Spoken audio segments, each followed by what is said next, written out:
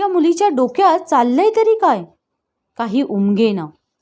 Doctor येण्यापूर्वीच मी तिच्या I कार्डवरून तिचा फोन नंबर मिळवून घरी फोन केला होता.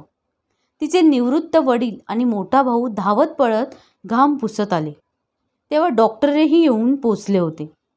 त्यांनी दीपाची अवस्था पाहिली आणि लगेच कसलंसं इंजेक्शन दिलं.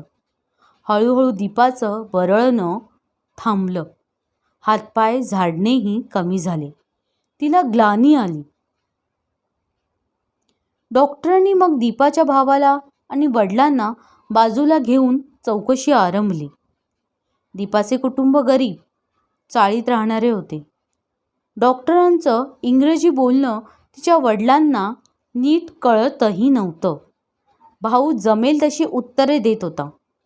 त्यांच्या बोलण्यातून मला कळलं की दीपाला अशी ही चक्कर त्या वर्षात 2दा आली होती. त्यापूर्वी मात्र ती नॉर्मल होती. घरात मोठा बदल म्हणजे वडील रिटायर होणे हाच होता. डॉक्टरांनी दीपा अतिसंवेदनशील असल्याचे, तिच्या वडिलांच्या निवृत्तीमुळे असुरक्षित वाटत असावं असं कारण सांगितलं. मी दीपाच्या वडिलांना तशी लिहिलेली उत्तरपत्रिका दाखवली आणि तिच्या बरळण्याबद्दल सांगितलं. तेव्हा ते अस्वस्थ झाले. त्यांच्या घरातलं वातावरण कसं भाविक आहे ते त्यांनी सांगितलं आणि मग अगदी खाजगी आवाजात ते सांगू लागले.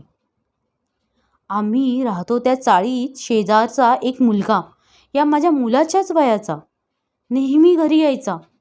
सहज गप्पाटप्पा करायचा, दीपाशी बोलायचा, तिची चेष्टा करायचा. 2 महिन्यांपूर्वी आम्ही तिला एकटीलाच घरी ठेवून 2 दिवसांसाठी अचानक गावी गेलो होतो. शेजारी पाजारी चांगले होतेच, पण परत घरी आलो तेव्हा ती शेजारच्या त्या पोराबद्दल नाही ते सांगू लागली. म्हणे त्याने घरात शिरून तिला मिठीत घेतलं. एवढ्यात दीपाचा भाऊ मध्येच म्हणाला, पण माझा मित्र असं काही करणं शक्यच नव्हतं. माझ्या पूर्ण विश्वासातला होता तो. ही काहीतरीच बोलायला लागली त्याच्याबद्दल. तेव्हा मी स्पष्टच त्याला विचारलं.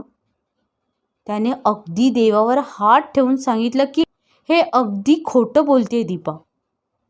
मग मीच त्याची माफी मागितली आणि त्याला त्याच्या काकांकडे जाऊन राहायची विनंती केली. मग ही हळूहळू नीट वागायला लागली. आता करू तरी काय या पोरीचं?